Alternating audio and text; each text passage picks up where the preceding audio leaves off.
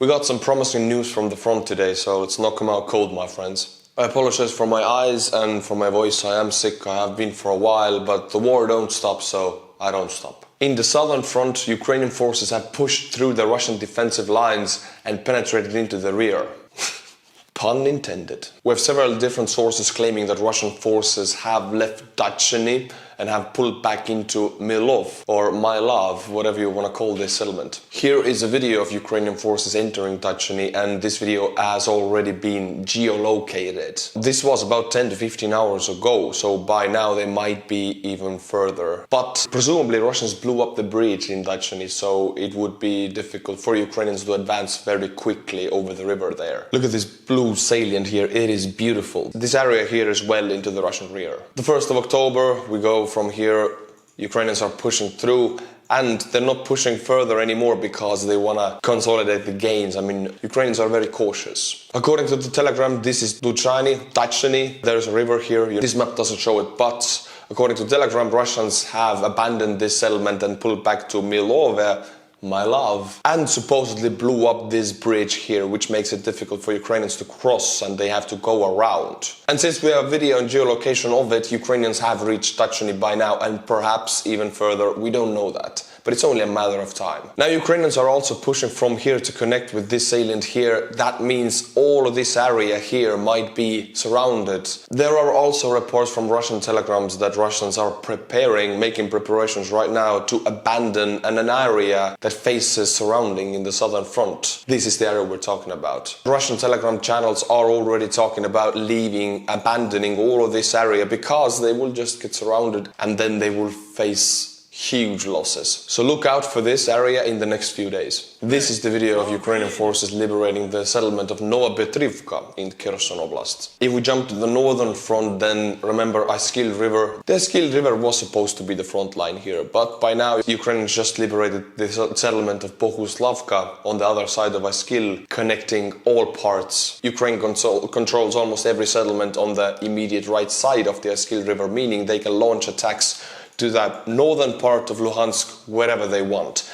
And this is very big because Severodonetsk and the surrounding areas get their logistics through the north part of Luhansk. If you cut these roads here, this area here is screwed for the Russians. And I think this might be the Ukrainian plan to penetrate into the north of Luhansk. Ukrainians are doing incredibly well on the battlefield right now. I'm hoping for this to continue. Today, my friends, we have a sponsor. I'm not an Estonian soldier anymore, or an Estonian YouTuber. I am now a Lord of Scotland, and these are my lands. Established Titles is a project based on a historic Scottish custom, where landowners, such as myself, are referred to as lairds, or lords and ladies in English. They allow people to buy as little as 1 square foot of dedicated land on a private estate in Edelston, Scotland, and an official certificate with a crest, so that you can call yourself a lord or a lady. Bow before me, peasant. Off with your head. I'm supposed to be a nice lord.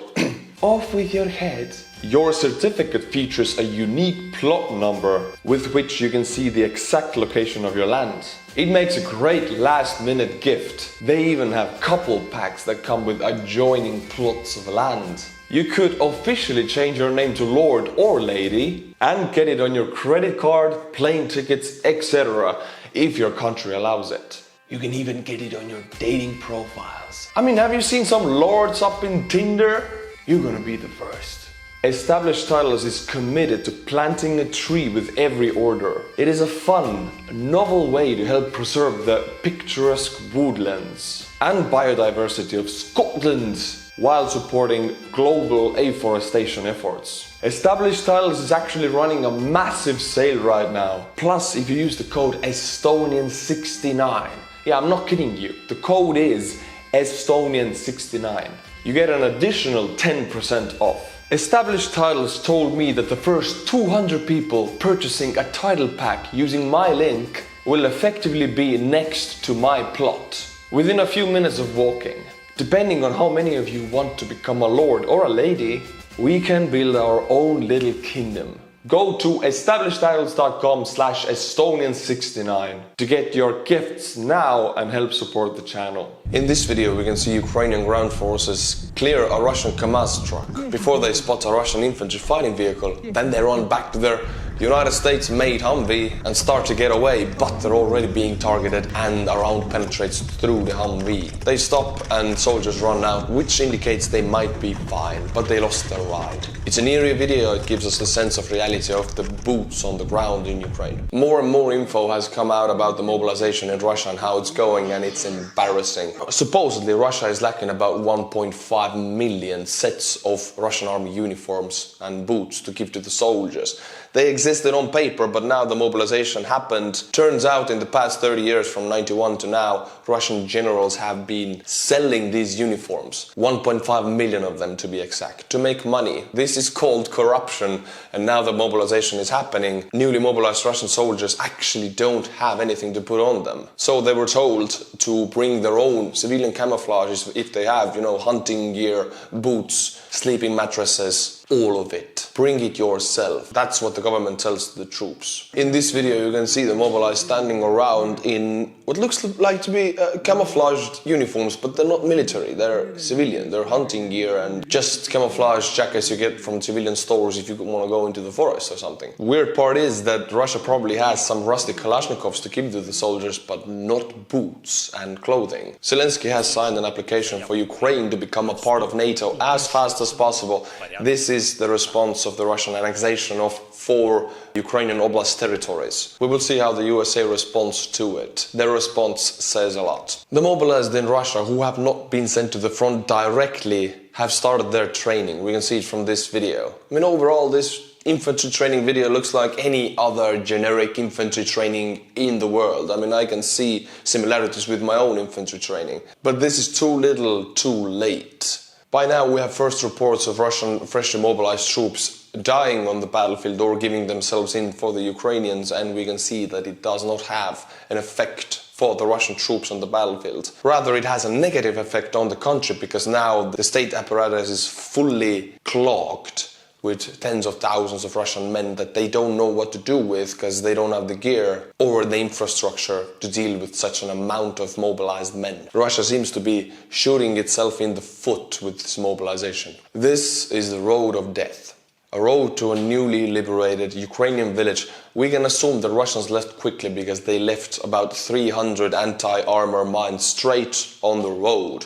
They didn't even bury them, they didn't bother hiding them. Presumably they were in a hurry. I gotta say, it does the trick. It slows down anyone who goes through that area, but if you don't drive directly over it, you're going to be fine, other than feeling very anxious. Elon Musk has tweeted something quite bad. As much as I understood it, he proposed peace between Ukraine and Russia, with the term that Crimea remains under Russian control. I don't understand, why would Elon do something like that? Why would he tweet it? But he did, and Ukraine's ambassador lashed out at him, saying that no Ukrainians after this tweet will buy his Tesla. Elon supports Starlink over Ukraine, making it free for Ukrainians. Now to come up with this tweet is inconsistent and stupid. Ukraine is proposing to coordinate with the United States of America on all potential targets for attack MS to be used against Russia. We're talking about the potential range of 190 miles, 300 kilometers. USA can send these weapons, but they're afraid of Ukraine using these weapons on Russian soil. Ukraine might potentially get these attack MS, but then they have to confirm every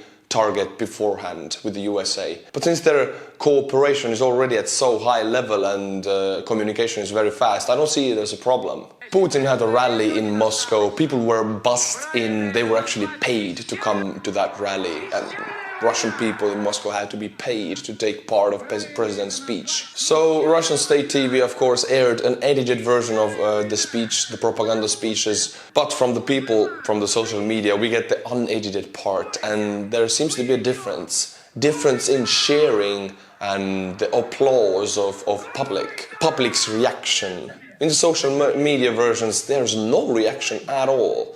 The guy is screaming on the stage, nobody's reacting. On the state TV version, crowd goes wild. Even in Moscow, reality is beginning to dawn on people. The issue with Russian people is they are brainwashed to blame the West, not their own government. They are the only ones who can change this situation the fastest. My friends, this is it for today. I apologize, I am sick, I don't feel very well. I do this short video today. Next one will be a bit longer. Thank you for watching, thank you for staying with me. And until my next video, Slava Ukraini!